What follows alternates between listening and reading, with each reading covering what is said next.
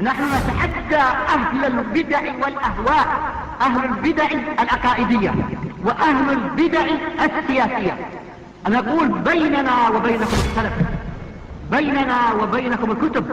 كان أحمد يقول البدع بيننا وبينكم الجنائز. السلام عليكم ورحمة الله وبركاته.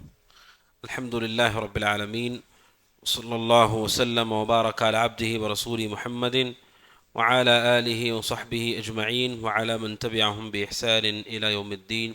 اما بعد، معزز حاضرین، بحمد اللہ تعالی، جیسا کہ آپ جانتے ہیں، شیخ علامہ ابن قیم رحمہ اللہ کی معروف کتاب الداء والدواء، اس کتاب کے درس کا آغاز ہو چکا ہے بحمد اللہ تعالی۔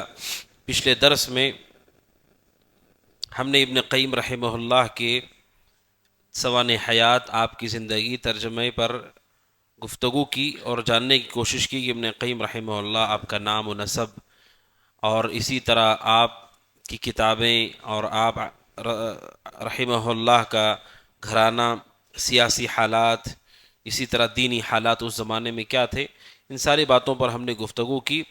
اور اسی طرح سے یہ بات بھی آپ کے سامنے آئی کہ ابن قیم رحمہ اللہ کی کتاب حقیقت میں ایک سوال کا جواب ہے، جو سوال ابن قیم رحمہ اللہ سے ایک شخص نے پوچھا، اور سائل کا اخلاص اس کتاب کی مقبولیت کو آپ دیکھیں گے تو ظاہر ہوتا ہے کہ سائل سوال کرنے میں بہت مخلص رہا، اور اسی طرح ابن قیم رحمہ اللہ کا اخلاص کہ انہوں نے پوری جواب میں پوری کتاب انہوں نے تصنیف کی، اور اس کتاب کو اللہ سبحانہ و تعالیٰ نے بڑی مقبولیت عطا کی، اور ابن قیم رحمہ اللہ کی اس کتاب سے نہ جانے کتنے لوگوں نے اپنی اصلاح کی، گناہوں کے دلدل سے باہر نکل آئے۔ تو یہ حقیقت میں سوال کا جواب ہے جو ابن قیم رحمہ اللہ نے دیا ہے۔ ابن قیم رحمہ اللہ سے سوال کرنے والے شخص نے جو سوال کیا ہے، اس سوال میں ہم سب کے لیے ایک بہت بڑی نصیحت ہے۔ نصیحت یہ ہے کہ سوال کرنے والا شخص ابن قیم سے کہتا ہے کہ اس آدمی کے بارے میں جو آدمی کے گناہوں کی دلدل میں، مصیبت میں پھنسا ہوا ہے، اور اسے یہ معلوم ہے کہ اگر وہ اسی طرح چلتا رہا تو پوری دنیا اور آخرت اس کی تباہ ہو جائے گی، تو اس سے نکلنے کا کیا راستہ ہے، اور اللہ اس پر رحم کرے جو کسی پریشانی میں پھنسے ہوئے آدمی کی مدد کرتا ہے۔ یہ جو اسلوب ہے اس آدمی کا، سوال کرنے والے سائل کا، یہ بتاتا ہے کہ سبحان اللہ، اس شخص کے اعتقاد اور اسی طرح اس شخص کے اخلاق اور کردار کے اندر کس طرح سے وضاحت اور صراحت ہے کہ وہ گناہوں کو مصیبت تصور کر رہا ہے، اور اسی طرح اس مصیبت کو اپنے لیے نقصان دہ مان رہا ہے دنیا اور آخرت میں۔ یعنی اس آدمی کو یہ لگتا ہے کہ ان گناہوں کی وجہ سے اس کی دنیا بھی تباہ ہو جائے گی اور آخرت بھی تباہ ہو جائے گی، اور اس سے نکلنے کا راستہ وہ تلاش کر رہا ہے۔ آج آپ دیکھیں گے کہ شاذ و نادر کوئی آدمی آپ کو ملے گا جو اپنے آپ کو گناہوں میں ڈوبا ہوا محسوس کرتا ہو، یا ان گناہوں کو مصیبت تصور کرتا ہو، یا ان گناہوں سے نکلنے کی خواہش کرتا ہو۔ ایسا کیوں ہے؟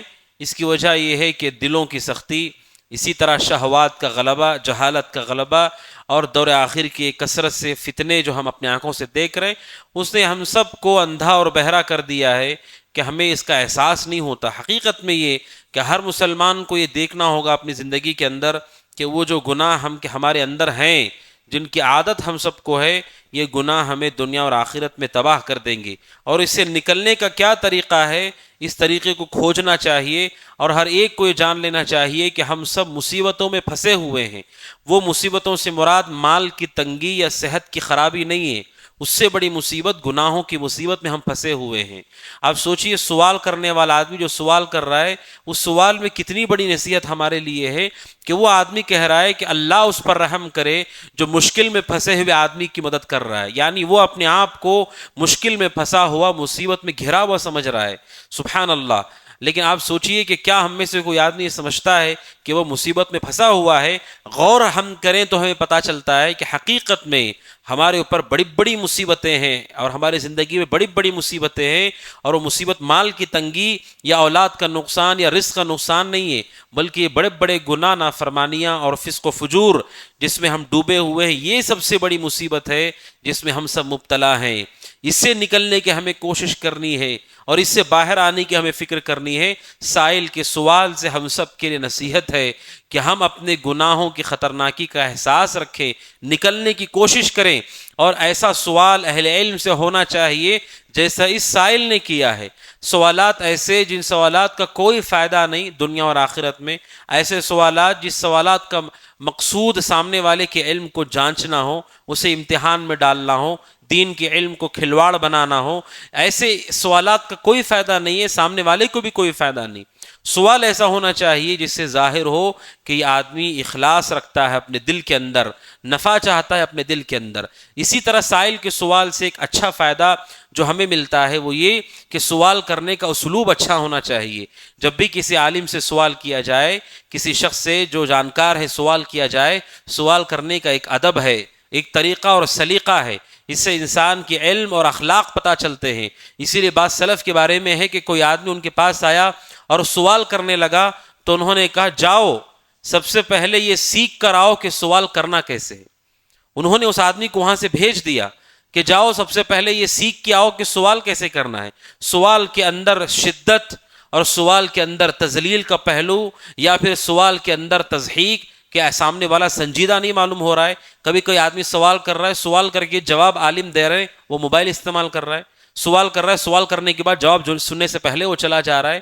یہ ادب کے خلاف ہے۔ سوال جب آپ نے کیا تو آپ نے سامنے والے کو ذمہ داری دی ہے کہ وہ دین کے حوالے سے جو بات کتاب و سنت میں وہ بیان کرے۔ اب آپ کی ذمہ داری، آپ نے دروازہ کھٹکھٹایا ہے تو پھر دروازہ کھلنے تک کا آپ انتظار کریں۔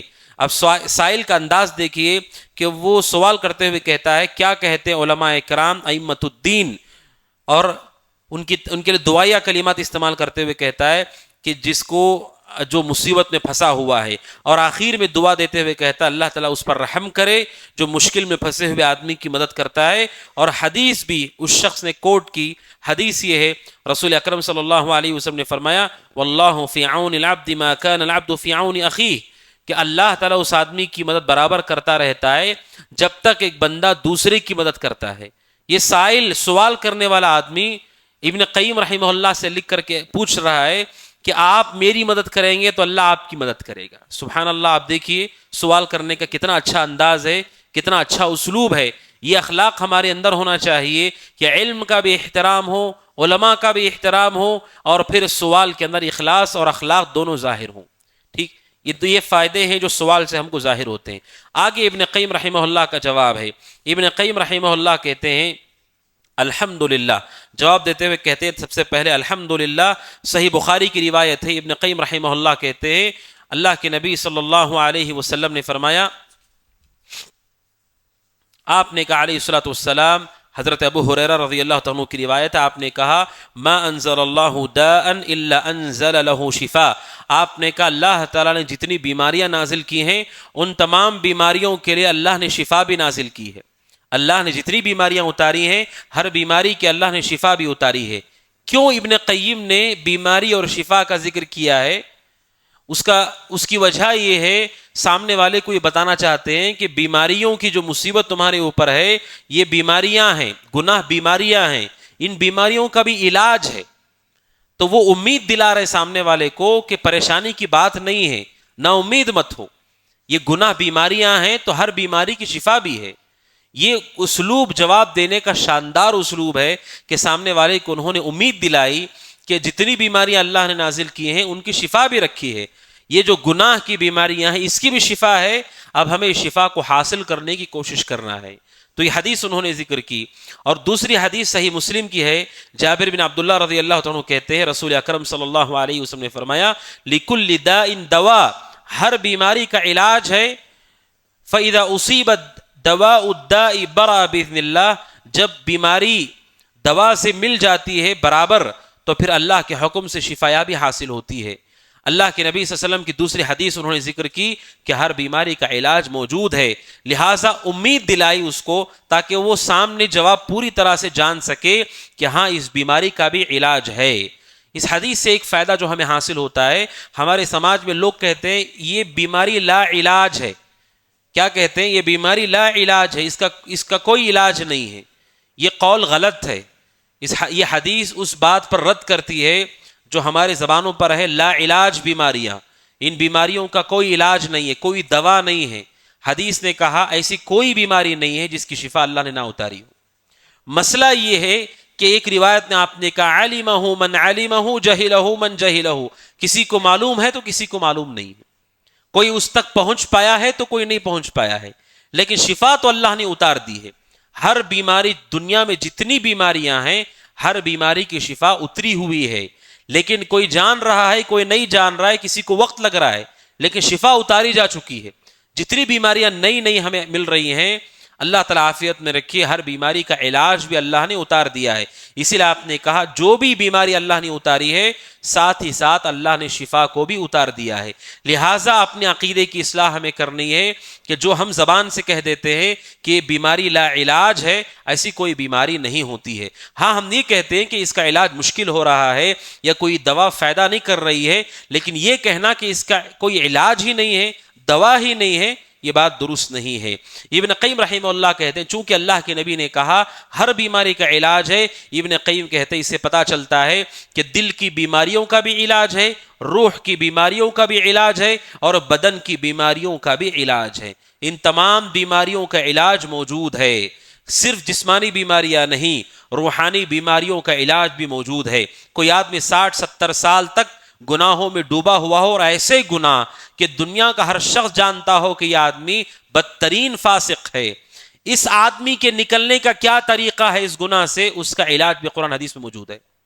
کوئی آدمی ایسا ہے کہ جو پوری زندگی بھر نافرمان رہا، اب بستر مرگ پر آ گیا ہے، موت نہیں ہوئی ہے، گناہ سے نکلنے کا اس کا راستہ بھی موجود ہے.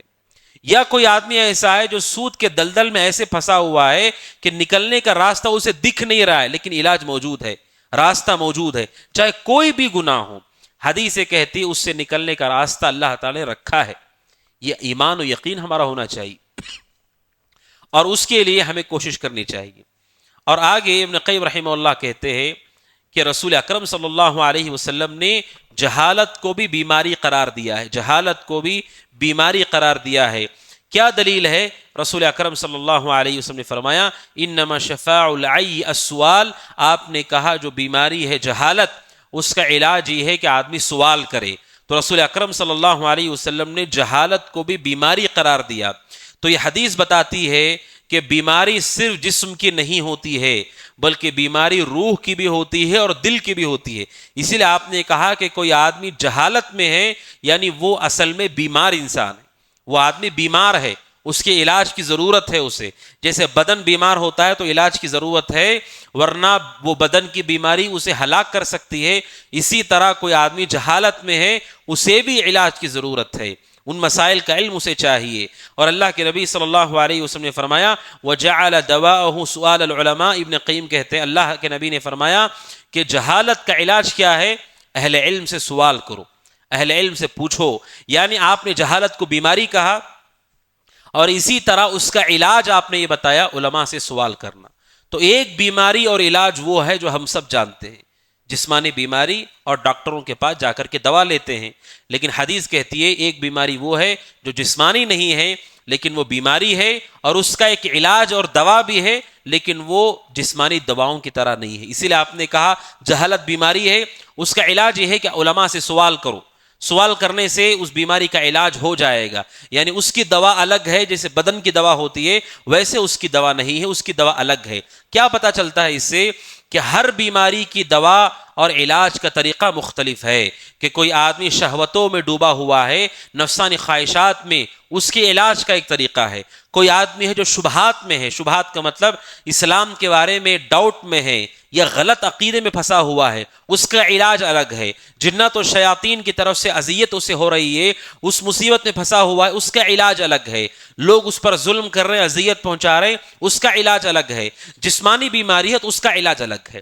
بیماریاں الگ الگ ہیں تو علاج بھی اس کا مختلف ہوتا ہے. لہٰذا ہمارا ایمان و یقین ہونا چاہیے کہ جس مصیبت میں بھی ہم ہیں اس کا ایک علاج اور طریقہ کار اللہ نے رکھا ہے، اس پر ہمارا ایمان و یقین ہو. ابن قیم رحمہ اللہ نے سب سے پہلا علاج ذکر کیا ہے گناہوں کے لیے، وہ علاج ہے قرآن مجید.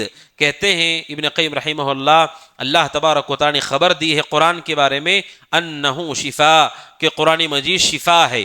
سورہ فصلت میں اللہ سبحانہ و تعالیٰ نے کہا قل هو للذین آمنوا ھدی وشفاء، اے اللہ کے نبی آپ کہیے کہ قرآن ایمان والوں کے لیے ہدایت ہے اور شفا ہے، قرآن مجید شفا ہے۔ قرآن علاج ہے یہ نہیں کہا، قرآن علاج ہے اللہ نے یہ نہیں کہا، کیوں؟ کیونکہ علاج کبھی کامیاب ہوتا ہے کبھی ناکام ہو جاتا ہے، کبھی آپریشن سکسیسفل ہوتا ہے کبھی ناکام ہو جاتا ہے، آدمی کو نقصان ہو جاتا ہے، اسی لیے قرآن کو علاج نہیں کہا گیا ہے کہ علاج کبھی ہوا کبھی نہیں ہوا۔ قرآن شفا ہے، قرآن دوا ہے۔ اب دوا آپ کے پاس ہے یا نہیں ہے وہ آپ کا مسئلہ ہے، لیکن بہرحال قرآن مجید دوا ہے، شفا ہے۔ اس کی مثال یہ ہے کہ کوئی آدمی جسے سر کا شدید درد ہو اور گھر میں دوائی سر کی موجود ہے، سر درد کی دوا موجود ہے، وہ دوا استعمال نہیں کر رہا ہے یا غلط طریقے سے استعمال کر رہا ہے یا دوا کو اس نے پھینک دیا، پوری غلطی اس آدمی کی ہے، ورنہ دوا تو وہاں موجود ہے، دوا میں کوئی کمی نہیں ہے، دوا ٹھیک ہے، دوا قابل استعمال ہے، دوا میں کوئی گڑبڑ نہیں ہے، بلکہ آدمی کیا مسئلہ ہے۔ اسی لیے قرآن مجید کو اللہ نے واضح کر دیا یہ تو شفا ہے، اب سامنے والوں کے اوپر ہے کہ اس سے شفا لیتے ہیں کہ نہیں لیتے، اس کے ذریعے سے اللہ تبارک و تعالیٰ کے پاس شفا طلب کرتے ہیں کہ نہیں کرتے، یہ ان کا اپنا مسئلہ ہے، ورنہ یہ تو قرآن مجید شفا ہے۔ اسی طرح یہ کہہ دیا گیا کہ قرآن ہدایت ہے، لوگ اسے لے رہے نہیں لے رہے ان کا اپنا مسئلہ ہے۔ اسی لیے سورہ بقرہ میں اللہ سبحانہ وتعالیٰ نے کہا الف لام میم ذالک الکتاب لا ریب فیہ ھدی للمتقین، اللہ تعالیٰ نے کہا کہ قرآن مجید متقیوں کے لیے ہدایت ہے، لیکن ہم تمام غیر مسلموں سے کہتے ہیں کہ قرآن پوری دنیا کے لیے ہدایت ہے، لیکن سورہ بقرہ کی ابتدا میں اللہ نے کہا کہ قرآن متقیوں کے لیے ہدایت ہے، کیوں؟ جبکہ اسی سورہ بقرہ میں اللہ تبارک و تعالیٰ نے کہا شہر رمضان الذی انزل فیہ القرآن ھدی للناس، کہ اللہ سبحانہ و تعالیٰ نے قرآن کو نازل کیا ہے یہ لوگوں کے لیے ہدایت ہے، یعنی غیر مسلموں کے لیے بھی اس میں ہدایت ہے، لیکن سورہ بقرہ کی شروع میں کہا مومنوں کے لیے ہدایت ہے۔ کیا مطلب ہے؟ ہدایت تو سب کے لیے اللہ نے رکھی ہے، لیکن فائدہ صرف مومن اٹھا رہے ہیں اس سے۔ قرآن ہدایت تمام لوگوں کے لیے ہے، لیکن فائدہ صرف مومن اٹھا رہے ہیں۔ جیسے میں نے کہا کہ یہ سر درد کا علاج ہے، دوا ہے، لیکن کوئی کھا رہا ہے کوئی نہیں کھا رہا ہے، یہ ان کا اپنا مسئلہ ہے، ورنہ یہ اللہ تبارک و تعالیٰ کی طرف سے شفا ہے۔ تو ابن قیم رحمہ اللہ کہتے ہیں اللہ تعالیٰ نے قرآن کو کہا کہ یہ شفا ہے، اور سورہ اسراء میں اللہ سبحانہ وتعالیٰ نے کہا وَنُنَزِّلُ مِنَ الْقُرْآنِ مَا هُوَ شِفَاءٌ وَرَحْمَةٌ لِلْمُؤْمِنِينَ، کہ ہم قرآن مجید میں ہم نے نازل کیا کیا چیز جو شفا ہے اور رحمت ہے مومنوں کے لیے۔ قرآن مجید کو اللہ تبارک و تعالیٰ نے کہا کہ وہ شفا ہے۔ اب سوال یہ ہے کہ کیا پورا قرآن شفا ہے؟ کیا پورا قرآن شفا ہے؟ جواب ہے کہ ہاں، پورا قرآن شفا ہے۔ اعوذ باللہ سے لے کر کے اختتام تک آپ پڑھتے چلے جائیں، سورۃ الناس، سورۃ الفاتحہ سے سورۃ الناس تک پورا قرآن شفا ہے۔ کیوں؟ کیونکہ اللہ نے کہا وَنُنَزِّلُ مِنَ الْقُرْآنِ، ہم نے جو قرآن نازل کیا ہے، یعنی پورا قرآن، من القرآن کا معنی ہے پورا قرآن جو ہم نے نازل کیا ہے یہ شفا ہے۔ تو پہلی بات کہ قرآن مجید کی کیا کچھ صورتیں شفا ہیں یا سب کچھ قرآن شفا ہے؟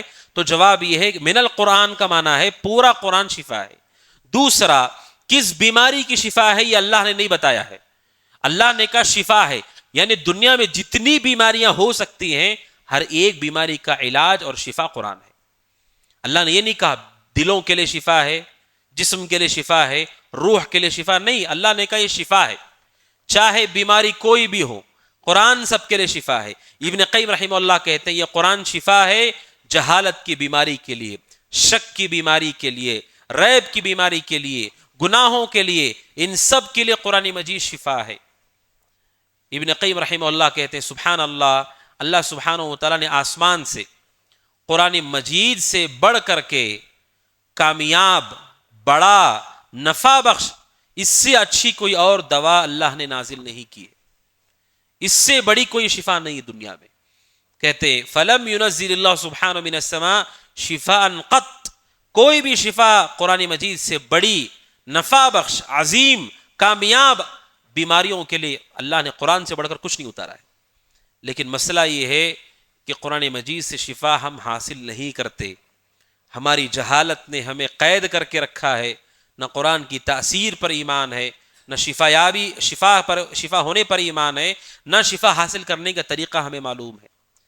اب سوچئے ابن قیم رحمہ اللہ کہہ رہے ہیں اس سے بڑی کوئی دوا اللہ نے اتاری ہی نہیں ہے۔ دلیل کیا ہے؟ دلیل انہوں نے دی ہے واقعہ صحیح بخاری اور صحیح مسلم کا واقعہ، جس میں بہت سارے فوائد ہیں۔ ابو سعید خدری رضی اللہ تعالیٰ عنہ کہتے ہیں کہ چند صحابہ سفر پر نکلے، اور سفر پر نکلتے ہیں، کسی محلے میں جا کر کے وہ لوگ رکتے ہیں۔ اب جانتے قدیم زمانے میں مہمان خانے، ہوٹل اور اس طرح کا تصور نہیں ہوتا تھا۔ لوگ کیا کرتے تھے، راستے میں جہاں انہیں ضرورت پڑ جاتی کسی انسانوں کی بستی میں رک کر کے، ان سے کہتے تھے ہم لوگ مسافر ہیں، ہماری مدد کرو، ہماری مہمان نوازی کرو، خود آگے بڑھ کر کے پوچھ لیتے تھے۔ یہ طریقہ ان کے ہاں چلتا تھا۔ کہتے ہیں صحابہ اکرام کا ایک گروہ کسی عرب کے علاقے میں اترا، سفر کی حالت میں وہ لوگ تھے، انہوں نے جا کر کے کہا ہماری مہمان نوازی کرو، لیکن انہوں نے انکار کر دیا۔ سارے لوگ ایک جیسے نہیں ہوتے تھے، کوئی کشادہ دل ہوتا تھا تو وہ کھلاتا بھی تھا اور رہنے کا انتظام بھی کرتا، اور کوئی اتنا کشادہ دل نہیں ہوتا تو صرف کھلا کر کے بھیج دیتا تھا، اور کوئی اور سہولیات کر سکتا تو وہ کر سکتا۔ تو ہر ایک آدمی ایک جیسا نہیں ہوتا۔ صحابہ کا یہ گروہ جہاں پر گیا تھا، یہ بخیل لوگ تھے، انہوں نے کھلانے پلانے سے انکار کر دیا۔ اسی لیے سورہ کہف میں ہے کہ موسیٰ اور خضر علیہم السلام یہ دونوں بھی کسی بستی میں گئے، اور وہاں پر انہوں نے مہمان نوازی طلب کی، کسی نے مہمان نوازی نہیں کی، دو نبیوں کو کسی نے کھانا نہیں کھلایا۔ ایسے بخیل لوگ تھے وہ، تو ایسے ہر زمانے میں لوگ پائے جاتے ہیں۔ تو صحابہ کی اس گروہ کو کھلانے پلانے سے انکار کر دیا ان لوگوں نے۔ کہتے ہیں اسی درمیان ان کے قبیلے کا جو سردار تھا اسے بچھو نے ڈس لیا۔ بچھو جو کہ زہریلا جانور ہے، اس نے ڈس لیا۔ اب اس کا زہر جسم میں سرایت کر گیا۔ آپ جانتے ہیں وہ زہر انتہائی خطرناک ہے، اگر وقت رہتے علاج نہ کرایا گیا اور دل تک وہ زہر پہنچ جائے، آدمی کی موت ہو جاتی، آدمی مر جاتا ہے۔ وہ زہریلا جانور ڈس لیتا ہے، اور وہ سردار اس زخم اور اس درد کی وجہ سے، اس زہر کی وجہ سے تڑپنے لگتا ہے، چیخنے لگتا ہے۔ اور قبیلے میں جتنے لوگ موجود تھے جو جانتے تھے علاج کرنا، پوری کوشش کر لی، لیکن کوئی فائدہ اس کو نہیں ہوا، کچھ بھی فائدہ نہیں ہوا، اور اسے درد ہو رہا تھا، بڑھ رہا تھا درد اس کا۔ تو قبیلے کے بعض لوگوں نے کہا ایک کام کرتے ہیں، یہ جو کچھ اجنبی لوگ آئے ہیں ان کے پاس جا کر کے پوچھتے ہیں، شاید ان کے پاس کوئی علاج موجود ہو۔ چنانچہ وہ ابو سعید خدری رضی اللہ عنہ کے ساتھ جو صحابہ تھے ان کے پاس آئے، اور آ کر کے کہا کہ ہمارے قبیلے کے سردار کو جانور نے ڈس لیا ہے، زہریلے جانور نے، کیا آپ کے پاس کوئی ایسی چیز ہے جس سے کوئی فائدہ ہو سکتا ہے؟ ہم نے ہر چیز کر کے دیکھ لیا، کوئی فائدہ نہیں ہو رہا ہے۔ تو حضرت ابو سعید خدری رضی اللہ تعالیٰ عنہ نے جواب دیا کہ ہاں میں دم کروں گا، میں انہیں دم کروں گا، لیکن انہوں نے کہا اس کے بدلے کیا کرنا ہوگا؟ ہم نے تم سے مہمان نوازی طلب کی، تم نے ہماری مہمان نوازی نہیں کی، اس وقت تک دم نہیں کروں گا جب تک کہ تم جعل مقرر نہ کرو۔ جعل کہتے ہیں ایک چیز ہوتی ہے ایجار کا مطلب ہے اجرت پر کام کرنا۔ کوئی مزدور ہے، اجرت پہ کام، اتنا کام کر لیا، اتنا پیسہ اسے مل جائے گا، یہ ہے ایجار، اجرت۔ دوسری چیز ہے الجعل۔ جعل کہتے ہیں کہ اس میں وقت اور طریقہ طے نہیں ہوتا ہے۔ جیسے کہہ دیا جاتا ہے کہ اگر آپ وہ سامان وہاں سے یہاں تک پہنچا دیں تو آپ کے لیے اتنی قیمت ہے، آپ پہنچا دیں، جیسے بھی آپ پہنچا دیں آپ کو اتنی قیمت مل جائے گی۔ یہ ہے جعل، کہ کوئی بھی آدمی وہ کام کر دے، کام کرنے پر اتنا پیسہ اس کو مل جائے گا۔ ایک ہے اجرت۔ اجرت میں کیا ہوتا ہے؟ وقت بھی طے ہوتا ہے، طریقہ بھی طے ہوتا ہے، لیکن جعل میں طے نہیں ہوتا ہے کہ کوئی آدمی کہتا ہے کہ میرا سامان وہاں پر پھنسا ہوا ہے، آپ یہاں تک لے آتے ہیں، کیسے بھی لے آئیں تو آپ کو اتنا پیسہ مل جائے گا۔ اسلام میں اجرت بھی جائز ہے اور جعل بھی جائز ہے، دونوں چیزیں جائز ہیں۔ اجرت کے لیے شرط ہوتا ہے کہ صفت معلوم ہونا چاہیے، وقت معلوم ہونا چاہیے، کہ گھر کا کرایہ ہے، کرایہ معلوم ہونا چاہیے کتنا کرایہ ہے اور کب دینا ہے۔ اچانک آدمی کرایہ طے کیے بغیر کچھ بھی مطالبہ نہیں کرے گا، اجرت کے لیے طے ہونا ضروری ہوتا ہے۔ دوسرا جعل جو ہوتا ہے اس کے لیے طریقہ کار معلوم ہونا ضروری نہیں ہے، بس کام پورا ہو جائے، کام کی اجرت طے ہوتی ہے۔ انہوں نے جعل طے کیا ابو سعید خدری رضی اللہ عنہ نے کہ میں انہیں دم کروں گا، اور اگر وہ ٹھیک ہو گئے تو پھر ہمارے لیے جعل ہوگا، ہمارے لیے اس میں سے حصہ ہوگا۔ کیا طے کیا انہوں نے آپس میں؟ مسند احمد کی روایت میں ہے 30 بکریوں پہ بات طے ہوئی، بخاری مسلم میں نہیں ہے، مسند احمد میں ہے 30 بکریوں پر بات طے ہوئی کہ اگر قبیلے کا سردار ٹھیک ہو گیا تو 30 بکریاں دی جائیں گی۔ چنانچہ ابو سعید خدری رضی اللہ تعالیٰ عنہ کہتے ہیں میں اس کے پاس گیا اور جا کر کے میں نے سورۃ الفاتحہ پڑھا، اور پڑھ کے میں اسے دم کرتا رہا، صرف سورۃ الفاتحہ پڑھتا رہا اور اس پر پھونکتا رہا، پڑھتا رہا، پھونکتا رہا۔ یدفل تفل یدفل کہتے ہیں ایسی پھونک جس کے اندر تھوک کے چھوٹے چھوٹے ذرات ہوتے ہیں، ایسی پھونک جس کے اندر تھوک کے چھوٹے چھوٹے ذرات ہوتے ہیں، اس طرح میں سورہ فاتحہ پڑھتا اور پھونکتا. کہتے ہیں میں پڑھتا رہا پھونکتا رہا، فَكَأَنَّمَا نَشِطَ مِنْ عِقَالٍ، تو سردار اس طرح سے ٹھیک ہو گیا گویا کہ کسی نے اس کو پہلے باندھ کر رکھا تھا، اب رسی کھل گئی ہے اس کی. کہتے اتنا ٹھیک ہو گیا، اٹھ کر کے وہ چلنے لگا. جو کچھ تھوڑی دیر پہلے اذیت میں تھا، مشکل میں تھا، درد میں تھا، دم کرنے کے بعد وہ اٹھ کر کے چلنے لگا، گویا کہ کوئی تکلیف اسے ہے ہی نہیں. ابو سعید خدری کہتے ما بھی قلبہ، ایسے دیکھ کے لگ رہا تھا اس کو کہ اسے کبھی کوئی بیماری آئی ہی نہیں، کوئی دکھ اسے پہنچا ہی نہیں، ایسے ٹھیک ہو گیا وہ. کہتے ہیں کہ انہوں نے اپنا وعدہ پورا کیا، قبیلے کا سردار ٹھیک ہو گیا. 30 بکریاں ابو سعید خدری رضی اللہ عنہ ان کے ساتھیوں کو دی گئی. تو بعض لوگوں نے کہا ان 30 بکریوں کو آپس میں تقسیم کر لیں گے، لیکن حضرت ابو سعید خدری رضی اللہ تعالیٰ عنہ نے انکار کیا. انکار کرنے کی وجہ کیا تھی؟ کہ انہوں نے دم کیا اور دم کرنے پر جعل طے کیا ہے اور اس پر بکریاں لی ہیں. تو یہ مسئلہ ان کی علم نے وضاحت کے ساتھ نہیں تھا کہ یہ جائز ہے کہ ناجائز ہے. اور صحابہ کا یہ منہج تھا کہ کسی مسئلے میں اگر اشکال ہو تو جب تک رسول کی طرف سے وضاحت نہ ہو جائے ان معاملات میں وہ آگے نہیں بڑھتے تھے، رک جاتے تھے جب تک کہ معاملے میں وضاحت نہ ہو. اور یہی ہمارا بھی منہج ہونا چاہیے. اب سوچئے صحابی رسول نے قرآن سے دم کیا، بدلے میں 30 بکریاں ملی، لیکن اسے انہوں نے استعمال نہیں کیا. اس سے پتہ چلتا، علماء کہتے ہیں بسا اوقات کوئی آدمی ظاہراً نیکی دکھتی ہے، لیکن آدمی جب تک تحقق نہ کرے کہ یہ نیکی ہی ہے اس وقت تک اسے چاہیے کہ وہ چوکنا رہے. بسا اوقات کوئی چیز دیکھنے میں لگتا ہے کہ اس میں کیا حرج ہے، کیا مسئلہ ہے اس میں، لیکن حقیقت میں مسئلہ ہوتا ہے. اگر علم نہیں ہے تو پھر ہمیں آگے نہیں بڑھنا چاہیے. ابو سعید خدری رضی اللہ تعالیٰ عنہ نے کہا کہ نہیں، جب تک رسول کے پاس نہیں جائیں گے اور رسول جب تک ہمیں حکم نہیں دیں گے تب تک اس حوالے سے آگے نہیں بڑھیں گے. چنانچہ وہ رسول کے پاس آئے اور آ کر کے پورا واقعہ رسول کو بیان کیا. رسول اکرم صلی اللہ علیہ وسلم کا پہلا سوال تھا، آپ نے کہا وما یدریک انہا رقیہ، آپ نے کہا تمہیں کیسے پتا چلا کہ سورہ فاتحہ رقیہ ہے؟ آپ نے ابو سعید خدری رضی اللہ عنہ سے پوچھا تمہیں کیسے پتا چلا کہ سورۃ الفاتحہ رقیہ ہے؟ یعنی رسول اکرم صلی اللہ علیہ وسلم نے سورۃ الفاتحہ کو رقیہ قرار دیا. اور آپ نے ابو سعید خدری رضی اللہ عنہ کو پوچھا تمہیں کیسے پتا چلا؟ ابو سعید خدری رضی اللہ عنہ کا جواب بخاری مسلم میں تو نہیں ہے، مسند احمد میں ہے کہ یہ بات ان کے دل میں آئی تھی. چونکہ پورا قرآن شفا ہے اور عظیم ترین آیت، عظیم ترین سورت ہے سورۃ الفاتحہ، تو ان کے دل میں بات آئی، انہوں نے یہ سورت پڑھ کر کے دم کیا. چونکہ پورے قرآن میں سے کہیں سے بھی پڑھ سکتے ہیں، ان کے دل میں خیال آیا، انہوں نے سورہ فاتحہ پڑھ کے دم کیا. تو انہوں نے رسول سے کہا اللہ کے نبی یہ خیال میرے دل میں آیا تھا. تو رسول نے ان سے کہا قد اصبتم، جو بھی تم نے کیا وہ ٹھیک کیا، جو بھی تم نے کیا وہ ٹھیک کیا. اور پھر آگے آپ نے کہا اقتسموا، یہ جو بکریاں ملی ہیں آپس میں بانٹ لو، یعنی یہ بکریاں لینا جائز ہے، ان بکریوں کے لینے میں کوئی حرج نہیں ہے، بکریاں لے سکتے ہو. دوسرا آپ نے کہا وَضْرِبُوا لِي مَعَكُمْ سَهْمًا، کہ ان بکریوں میں میرا حصہ بھی لگا دو، بکریوں میں میرا ایک حصہ طے کرو. یہ آپ نے ان کے دل کو خوش کرنے کے لیے کہا کہ ان کا کام ٹھیک ہے اور یہ اتنا حلال ہے کہ میرا حصہ بھی لگا سکتے ہو. یہ بتانے کے لیے آپ نے کہا کہ میرا حصہ بھی اس میں طے کر دینا. اس واقعے اس بخاری کی حدیث سے، مسلم کی حدیث سے جو بات ابن قیم رحمہ اللہ بیان کرنا چاہتے ہیں وہ یہ، ابن قیم کہتے ہیں فقد اثر هذا الدواء، سورۃ الفاتحہ جو دوا ہے اس نے ایسے اثر کیا اس بیماری پر، وہ بیماری ہے بچھو کا زہر، ایسے اثر کیا گویا کہ وہ زہر تھا ہی نہیں. تو ابن قیم رحمہ اللہ کہتے ہیں آپ سوچیں اس سے آسان اور اس سے ہلکی پھلکی دوا کون سی ہو سکتی ہے کہ اتنی آسانی سے آدمی شفایاب ہو جا رہا ہے. سبحان اللہ. ابن قیم رحمہ اللہ نے اس حدیث کو نقل کیا ہے. اس حدیث میں ہم سب کے اعتقاد پر رد ہے کہ ہمارا یہ اعتقاد ہے کہ قرآن مجید کی شفا صرف معنوی بیماریوں پر ہے، کہ جن اور جادو کا مسئلہ ہے تو لوگ قرآن پڑھ کے دم کرتے ہیں، جسمانی بیماری پر دم نہیں کرتے ہیں. جبکہ یہ جو بخاری کی حدیث ہے کہ آپ نے کہا سورہ فاتحہ رقیہ ہے، یہ رقیہ صحابی نے معنوی بیماری پہ نہیں کیا ہے، یہ جسم کی بیماری پہ دم کیا انہوں نے، یعنی دکھنے والی بیماری پہ انہوں نے دم کیا تھا.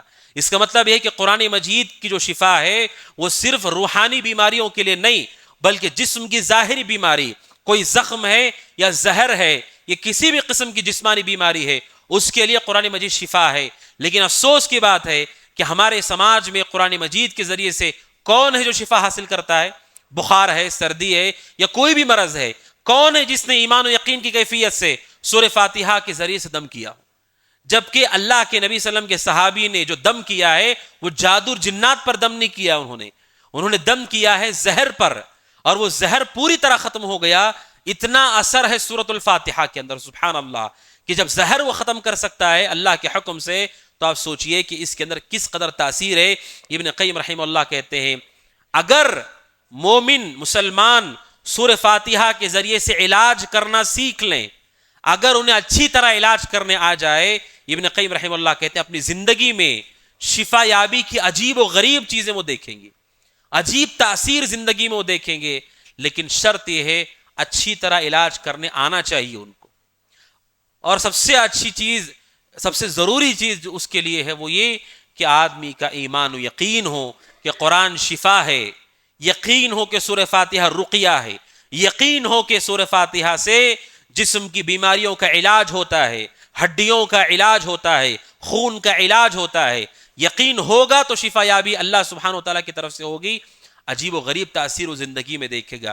ابن قیم رحمہ اللہ خود اپنے بارے میں کہتے ہیں کہ میں مکہ میں کچھ دن تک ٹھہرا رہا، اور مکہ میں جب میں تھا عجیب و غریب بیماریوں نے مجھے گھیر لیا، طرح طرح کی بیماریاں مجھے تھیں، لیکن مسئلہ یہ ہے کہ وہاں کوئی ڈاکٹر بھی مجھے نہیں ملا اور کوئی دوا بھی مجھے نہیں ملی۔ کئی بیماریاں آ گئی مکہ آنے کے بعد، کوئی ڈاکٹر بھی نہیں ملا، کوئی دوا بھی مجھے نہیں ملی۔ ابن قیم رحمہ اللہ کہتے ہیں بس میں سورہ فاتحہ پڑھ پڑھ کر کے علاج کرتا تھا اپنا، سورہ فاتحہ پڑھتا دم کرتا، سورہ فاتحہ پڑھتا اور دم کر لیتا۔ کہتے سبحان اللہ، میں نے عجیب و غریب تاثیر دیکھی کہ اللہ تعالیٰ نے ان بیماریوں سے مجھے شفا یابی عطا کی۔ اور کہتے صرف مجھے نہیں، جو آدمی میرے پاس آتا اور اپنی بیماریوں کے بارے میں بتاتا، میں اس سے یہی کہتا رہا کہ جاؤ سورہ فاتحہ ٹھیک سے پڑھو، اپنے اوپر دم کر لو۔ کہتے جن جن لوگوں کو میں نے سورہ فاتحہ سے دم کرنے کے لیے کہا، ان میں کہ اکثر لوگوں کو اللہ تعالیٰ نے شفا دے دی تھی، اکثر لوگوں کو شفا ہو گئی۔ لیکن مسئلہ یہ ہے کہ ہمارا ایمان و یقین اور اعتقاد کیسا ہے۔ اسی لیے اہل علم نے ذکر کیا ہے اگر کوئی یہ کہتا ہے کہ میں سورہ فاتحہ کو پڑھ کے تجربہ کر کے دیکھوں گا، جسے کہتے ہیں ٹرائی کر کے دیکھتا ہوں، تو آپ جان لیجئے کہ اس آدمی کا ایمان و یقین ٹھیک نہیں ہے۔ ایمان و یقین، آپ کہیں تجربہ کر کے دیکھ رہا ہوں، اس کا مطلب آپ کو لگتا ہے کہ وہ دیکھوں گا ہو رہا ہے کہ نہیں ہو رہا ہے، جبکہ قرآن ڈکلیئر کر چکا ہے کہ وہ شفا ہے۔ جیسے میں نے کہا گھر میں دوا رکھی ہوئی ہے، آپ کو تجربہ کرنا نہیں، آپ کو کھا لینا ہے بس۔ اگر کوئی مسلمان یہ کہ ٹھیک ہے شیخ کہہ رہے ہیں تو میں پڑھ کے دیکھتا ہوں کہ شفا ہو رہی کہ نہیں ہو رہی ہے، یہ آدمی حقیقت میں سورہ فاتحہ سے فائدہ نہیں اٹھائے گا۔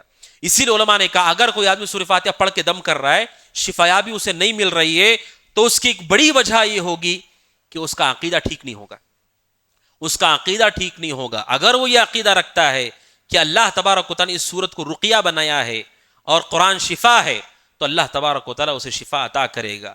تو ابن قیم رحمہ اللہ کہتے ہیں میں اپنا دم بھی کرتا تھا، دوسروں کو بھی دم کرتا تھا۔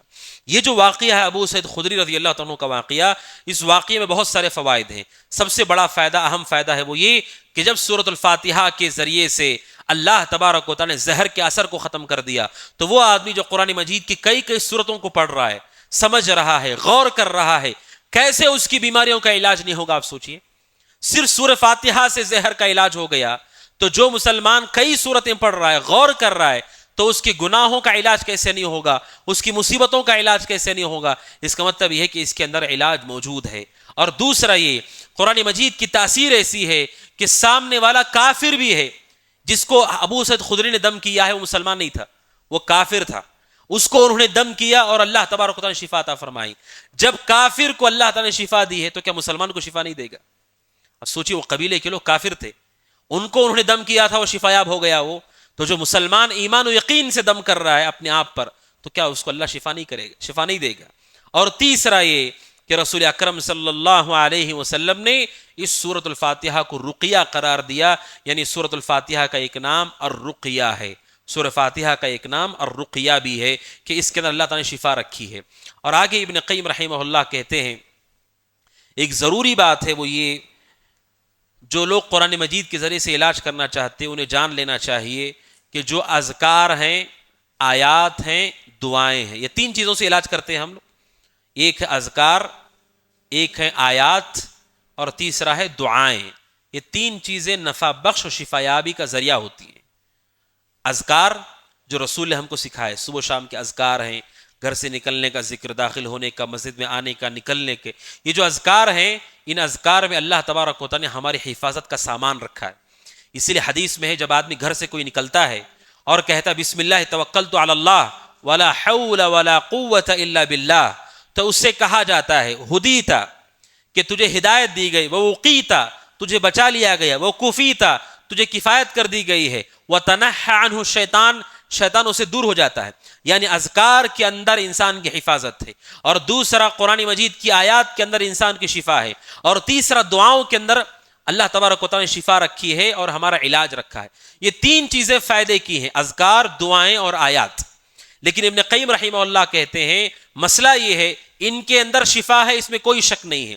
مسئلہ یہ ہے کہ علاج کرنے والا کیسے علاج کر رہا ہے، علاج کر رہا ہے تو وہ موقع محل کیسے ہے. ابن قیم رحمہ اللہ کہتے کبھی کرنے والے کا مسئلہ ہوتا ہے، کبھی جس جگہ پر کیا جا رہا ہے اس کا مسئلہ ہوتا ہے. کہتے ہیں کبھی انسان کے اندر کمزوری پائے جائے تب بھی شفایابی کبھی نہیں ہو پاتی ہے، اور اسی طرح سے کوئی معنی رکاوٹ آ جائے تو بھی شفایابی حاصل نہیں ہوتی. کیا مطلب ہے؟ کہ علاج موجود ہے، علاج موجود ہے کہ یہ شفا ہے، لیکن کوئی آدمی ایسا ہے کہ جس کا جسم اس دوا کو لینے کے قابل نہیں ہے. ڈاکٹر کہہ رہا ہے کہ یہ علاج فائدہ مند ہے، لیکن آپ کا جسم اب اس قابل نہیں ہے کہ اس دوا کو ہضم کر سکے. تو دوا ہے، دوا میں کوئی خرابی نہیں ہے، لیکن جسم خراب ہو گیا ہے، جسم فاسد ہو گیا ہے، اب دوا اثر نہیں کر رہی ہے. اور اسی طرح دوا ہے لیکن آدمی استعمال ٹھیک سے نہیں کر پا رہا ہے. ایک ہفتے کا علاج تھا، ایک دن میں اس نے کر لیا، تب بھی وہ افاقہ نہیں ہو پا رہا. ابن قیم رحمہ اللہ کہتے ایسے ہی ہوتا ہے کہ کوئی آدمی قرآن پڑھ رہا ہے، دعائیں کر رہا ہے، اذکار پڑھ رہا ہے، لیکن شفا بھی اسے نہیں مل رہی. کیوں؟ کہ کوئی نہ کوئی گڑبڑ ہو رہی وہاں پر. ایک سب سے بڑی گڑبڑ یہ ہے کہ اس کا ایمان و اعتقاد ٹھیک نہیں ہے. سب سے بڑی وجہ یہی ہے کہ اگر آدمی کا ایمان و یقین نہ ہو تو اس کا فائدہ مومن حاصل کبھی نہیں کر پاتا ہے. سورہ فاتحہ پڑھ کے دم کر رہے ہیں اور آدمی کے دل میں ہے کہ پتہ نہیں اسے ہوگا کہ نہیں ہوگا. یہ ایمان و یقین ہے ہمارا، یہ کیفیت ہے ہماری، تو کیسے شفایابی حاصل ہوگی؟ کہا شفایابی حاصل نہ ہونے کی سب سے پہلی وجہ ہمارا اپنا ایمان و عمل ہے، ہمارا اپنا یقین ہے. اور دوسرا کہتے ہیں کہ کبھی ایسا ہوتا ہے کہ انسان کے اور شفایابی کے درمیان کوئی رکاوٹ آ جاتی. کیا رکاوٹ ہے؟ جیسے رسول اکرم، آگے تفصیل آئے گی اس کی رکاوٹ کیا کیا ہے. اللہ کے نبی صلی اللہ علیہ وسلم نے بیان فرمایا کہ جب کوئی آدمی مال حرام کھاتا ہے، حرام مال کھا کر کے اللہ سے دعا کرتا ہے، اللہ کے نبی نے کہا فَأَنَّا يُسْتَجَابُ لَهُ، کیسے اللہ اس کی دعا کو قبول کرے؟ کھانا بھی حرام، پینا بھی حرام، لباس بھی حرام، سب چیزیں حرام کی ہیں، جسم بھی حرام کھا کر کے پرورش پایا ہے، اللہ کیسے اس کی دعا کو قبول کرے؟ اس کا مطلب آدمی کا ایمان و یقین بھی ٹھیک ہے کہ سورہ فاتحہ میں شفا ہے، قرآن میں شفا ہے، اس میں کوئی شک نہیں کر رہا ہے وہ. دوسرا وہ دم کر رہا ہے ٹھیک طریقے سے، کوئی اس کے اندر بھی مسئلہ نہیں ہے، لیکن درمیان میں رکاوٹ یہ ہے کہ مال حرام سے پرورش پایا ہے، اور حرام مال رکاوٹ کا سبب بن رہا ہے کہ اس کی وجہ سے اللہ اس کی دعا کو قبول نہیں کر رہا ہے. تو مومن کو یہ دیکھ لینا ہے کہ ہم جب رقیہ کر رہے ہیں، دم کر رہے ہیں، قرآن سے شفا حاصل کر رہے ہیں، تو کیا ہمارا ایمان و یقین ٹھیک ہے؟ دوسرا ہمیں یہ دیکھ لینا چاہیے کہ کیا ہم اس قابل ہیں، کیا ہمارا بدن اس قابل ہے؟ اگر نہیں تو ہمیں اللہ سے توبہ استغفار کرنا چاہیے، اللہ سے معافی مانگنا چاہیے. اے اللہ، اگر کوئی ایسی چیز رکاوٹ بن رہی ہے ہمارے اور شفا کے درمیان، اے اللہ تو اپنے فضل اور کرم سے معاف کر دے اس کو، اور رکاوٹ کو دور کر کے ہم کو شفا دے. اللہ سے دعا کرنا چاہیے. دعاؤں کا بھی یہی مسئلہ ہے، آگے تفصیل سے آئے گا کہ سارے شروط اور آداب پورے ہیں، لیکن درمیان میں کوئی ایسی چیز ہے جس کی وجہ سے وہ چیز لٹکی ہوئی ہے، معلق ہے. تو ابن قیم رحمہ اللہ کہتے ہیں کہ اگر کوئی آدمی ایمان و یقین کے ساتھ صحیح معنوں میں علاج کرتا ہے تو قرآن مجید ہمارے لیے بہترین شفا اور بہترین علاج ہے. تو ابن قیم رحمہ اللہ نے سب سے پہلے جو علاج ذکر کیا ہے وہ ہے قرآن مجید. یہ قرآن مجید ہمارے جسمانی بیماریوں کا علاج ہے اور روحانی بیماریوں کا علاج ہے, گناہوں میں پھنسے ہوئے لوگوں کے لیے علاج ہے, اور اس کو تفصیل سے آگے بیان کریں گے کہ کیسے مومن کو قرآن کے ذریعے سے اپنی بیماریوں کا علاج کرنا ہے. سب سے پہلی چیز انہوں نے بنیادی طور پہ ذکر کر دی کتاب کی شروعات میں کہ مومن کو چاہیے کہ کبھی مایوس نہ ہو, کبھی مایوس نہیں ہونا چاہیے, کیونکہ مایوسی کی وجہ سے کیا ہوتا ہے کہ مایوسی آگے کا دروازہ بند کر دیتی. کوئی آدمی ایسا ہے جو سفر پہ ہے, راستہ بھٹک گیا, بھٹک کر کے اگر وہ بیٹھ جائے کہ میں آگے نہیں جاؤں گا, راستہ نہیں ملے گا, تو کبھی نہیں جا پائے گا. بیٹھنے سے مسئلہ حل نہیں ہوگا. حل اس وقت ہوگا جب آپ امید رکھیں گے نہیں کہیں نہ کہیں سے راستہ مل جائے گا. تو ابن قیم نے ابتدا میں یہی چیز ذکر کی, ایمان رکھو کہ قرآن شفا ہے, اللہ تعالی ہماری بیماریوں کی شفا ہمیں دے گا, گناہوں سے اللہ تعالی ہمیں باہر نکالے گا, لیکن ہمیں چاہیے کہ ایمان و یقین رکھتے ہوئے اللہ کی ذات سے امید رکھیں. یہ پہلی بات ہے جو ابن قیم رحمہ اللہ نے ذکر کی ہے. اور آگے وہ کہتے ہیں دوسرا جو علاج ہے, دوسرا جو فائدہ مند علاج ہے مومن کے لیے بیماریوں کے لیے, الدعاء من انفع الادویہ, کہتے ہیں جو دعا ہے سب سے نفع بخش دواؤں میں سے ہے. سب سے نفع بخش دواؤں میں سے قرآن مجید کے بعد ابن قیم نے دوسرے نمبر پہ ذکر کیا ہے دعا. دعا کے بارے ابن قیم رحمہ اللہ کہتے ہیں سب سے نفع بخش دواؤں میں سے ہے. اور دعا کے بارے میں کہتے ہیں عدو البلا, کہ دعائیں یہ مصیبتوں کی دشمن ہوتی ہیں. یعنی دو چیزیں ایک ساتھ جمع نہیں ہو پاتی ہیں. جہاں پر مصیبتیں ہیں اگر دعائیں نہ ہو تو مصیبت ہی مصیبت ہے, اور جب مصیبتوں کے ساتھ دعاؤں کا اہتمام شروع ہو جاتا ہے, ابن قیم رحمہ اللہ کہتے ہیں کہ دعائیں مصیبتوں کی دشمن ہیں. کیا کرتی ہیں دعائیں؟ مصیبتوں کو دور بھگا دیتی ہیں, مصیبتوں کو دور بھگا دیتی ہیں, مصیبتوں کا علاج کرتی ہیں. ایک تو یہ کہ اللہ سے ہم دعا کرتے ہیں کہ ہماری مصیبت دور ہو جائے, مصیبت ہماری دور ہو جائے. دوسرا ہم دعا کرتے ہیں کہ اللہ تعالی ہمیں علاج عطا کر دے, علاج عطا کر دے ہم کو.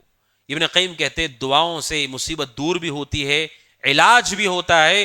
اور تیسرا کہتے ہیں وَيَمْنَعُ نُزُولَهُ, سبحان اللہ, کہ قرآن کہ دعا ایسی دوا ہے کہ دعا کی وجہ سے اللہ سبحانہ و تعالی سے جب ہم دعا کرتے ہیں تو مصیبت نازل ہی نہیں ہوتی, مصیبت نازل ہی نہیں ہوتی ہے.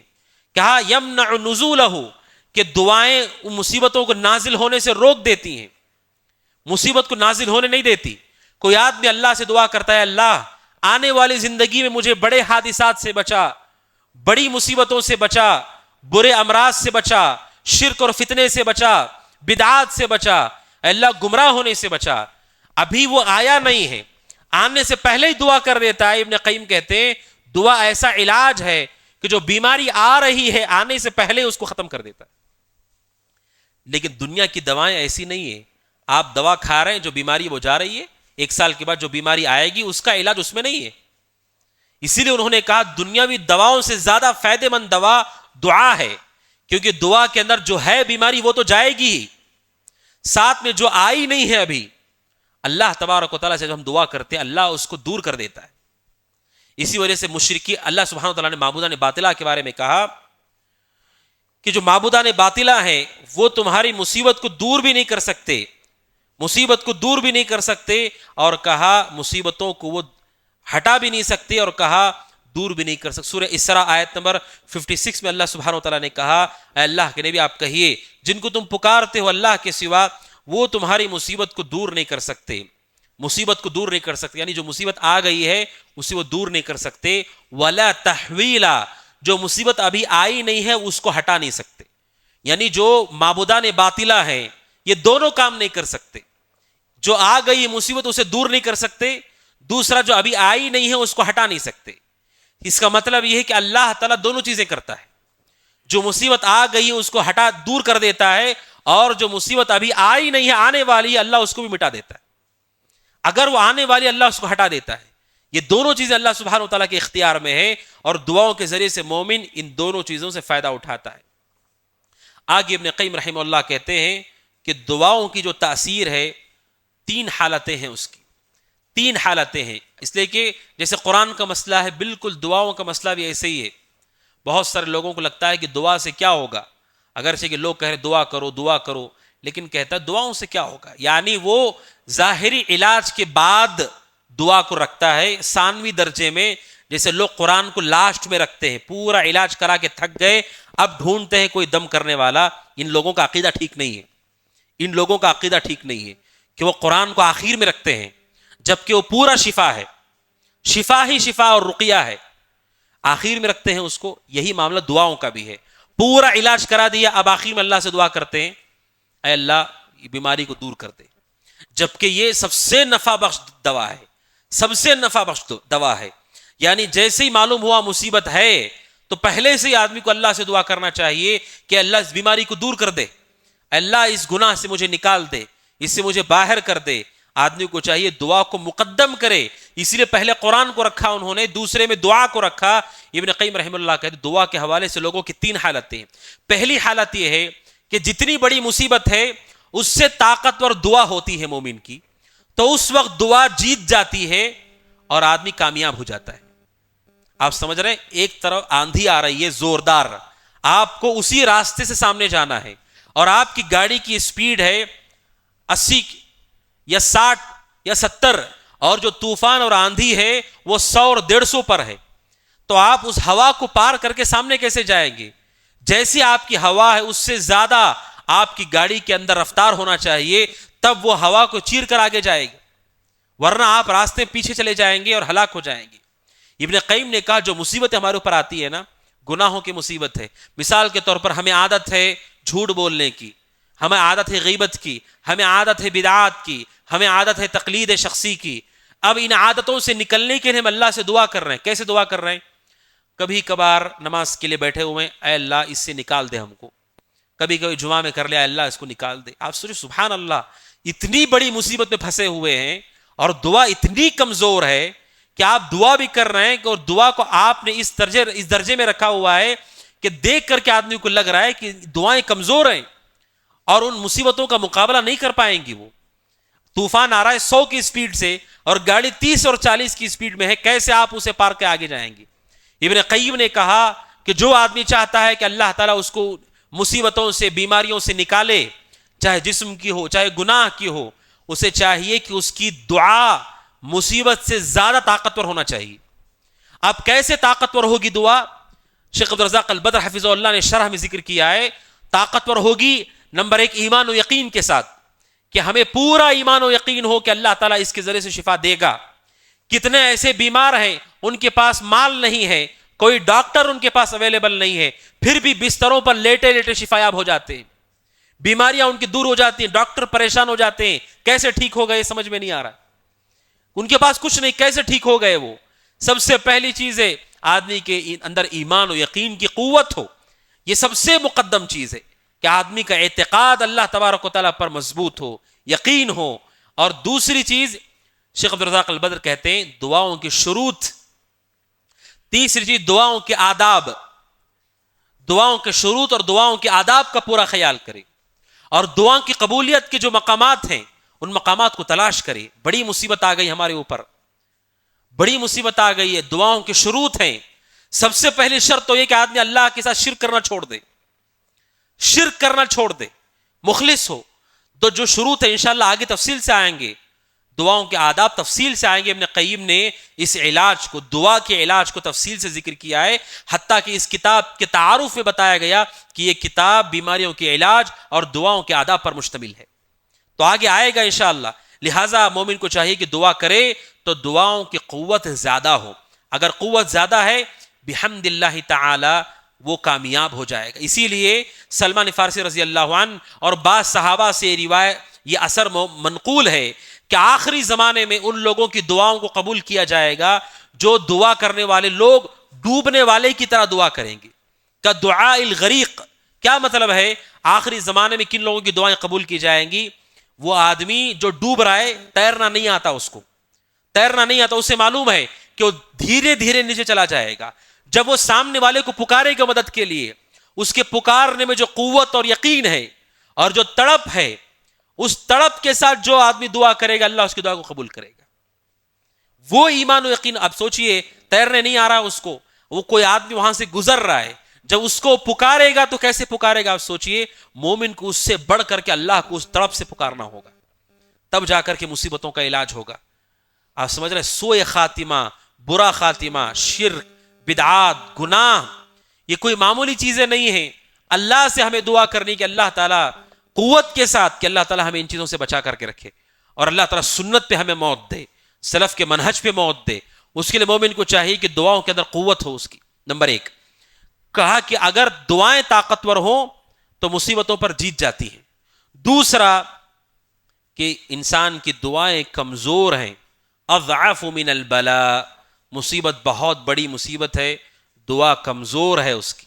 ابن قیم رحمہ اللہ کہتے ہیں تو پھر مصیبت میں آدمی مبتلا ہو جاتا ہے، جو مصیبت ہے اس مصیبت میں پڑ جاتا ہے. کہتے ہیں ہاں اتنا ہو سکتا ہے جیسی بھی ٹیڑھی میڑھی دعا کر رہا ہے، اللہ تعالیٰ اس مصیبت کو ہلکا کرے گا، مصیبت کو ہلکا کرے گا، لیکن مصیبت کو دور وہ دعا نہیں کر پائے گی. مصیبت دفع نہیں ہوگی، رفع نہیں ہوگی، تخفیف ہو جائے گی.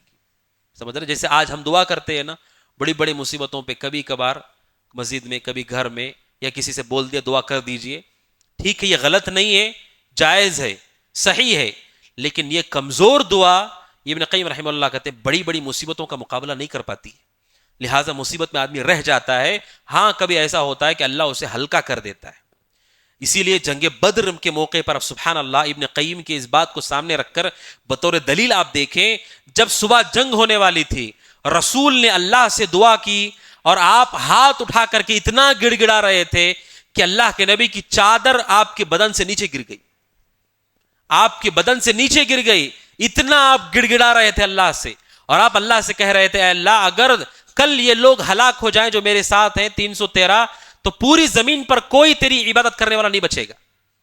حتیٰ کہ حضرت ابوبکر صدیق آتے ہیں، جب رسول کو دیکھا تو رسول پہ انہیں شفقت آ گئی، آپ اتنا تڑپ کر کے دعا کر رہے ہیں اللہ سے، آپ کے چادر کو اٹھا کر کے کندھے پر ڈال کر کے رسول کو چمٹ کر کے کہتے ہیں اللہ کے نبی آپ پریشان نہ ہو، اللہ اپنا وعدہ پورا کرے گا. اب سوچیے وہ نبی ہو کر کے انہیں معلوم ہے کل جنگ ہونے والی ہے، فیصلہ کن جنگ ہے، تھوڑے صحابہ، 1000 کا لشکر پورے تیاریوں کے ساتھ. آپ سوچیں کتنی بڑی مصیبت ہے، اور رسول کی دعا کی صفت آپ دیکھیے، گڑ گڑا کر کے آپ اللہ سے دعا کر رہے ہیں، ہاتھ اٹھا اٹھا کر کے آپ کی چادر نیچے گر جاتی ہے.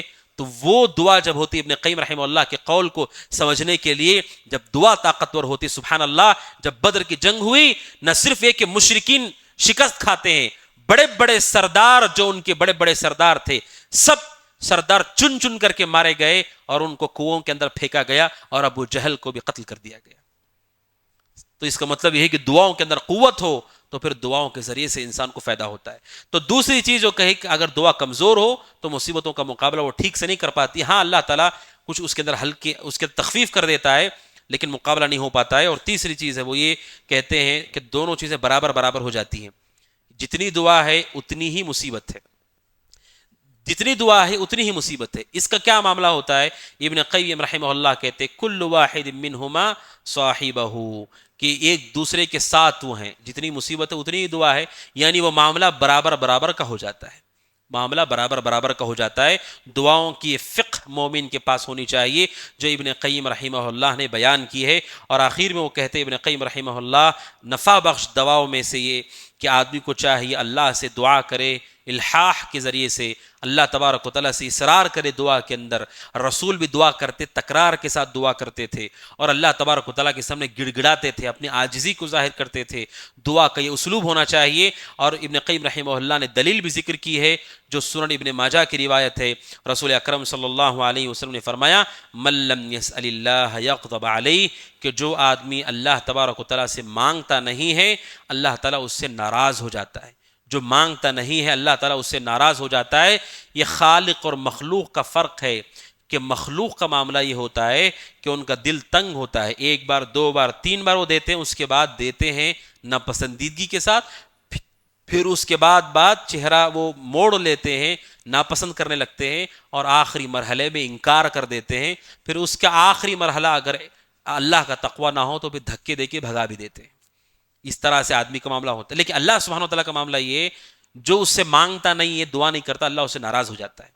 یعنی اللہ تعالیٰ کو پسند ہے کہ دعا کرتے جاؤ اور الحاح کرتے جاؤ، اصرار کرتے جاؤ، تکرار سے کرتے جاؤ، تو اللہ سبحانہ و تعالیٰ اس کے ذریعے سے ہمیں نفع دیتا ہے۔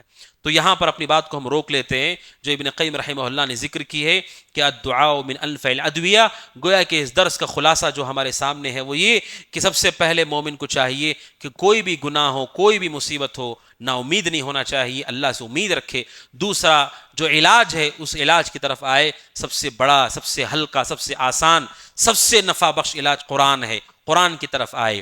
دوسرا وہ دعاؤں کا اہتمام کرے، اور دعا کا اہتمام بھی ایسے ہو کہ اس کی دعائیں اس کی مصیبت سے زیادہ طاقتور ہونی چاہیے، قوی ہونا چاہیے، اس طرح سے وہ آدمی دعا کا اہتمام کرے۔ باذن اللہ تعالی آنے والے درس میں ابن قیم رحمہ اللہ نے ذکر کیا ہے کہ وہ آفات، وہ مصیبتیں جس کی وجہ سے انسان کی دعائیں قبول نہیں ہوتی ہیں وہ کیا ہیں۔ اس لیے کہ کچھ چیزیں ایسی جن کی وجہ سے دعائیں قبول نہیں ہوتی، وہ کیا ہیں، اس کی تفصیل ذکر کی ہے۔ اور اسی طرح سے وہ دعا جس کو اللہ تبارک و تعالی رد نہیں کرتا ہے، یعنی وہ جگہیں، وہ اوقات جہاں دعاؤں کو قبول کیا جاتا ہے، ان کی تفصیل باذن اللہ تعالی آنے والے درس میں آئے گی۔ اللہ سبحانہ و تعالیٰ سے دعا کہ اللہ سبحانہ و تعالیٰ مجھے، آپ سب کو، ہم سب کو کثرت کے ساتھ دعا کا اہتمام کرنے والا، قرآن مجید کے ذریعے سے شفا حاصل کرنے والا بنائے، آمین۔ هذا وصلی اللہ وسلم علی محمد وعلی آلہ وصحبہ اجمعین۔ فاعلم أنه لا إله إلا الله واستغفر لذنبك وللمؤمنين والمؤمنات والله يعلم متقلبكم ومثواكم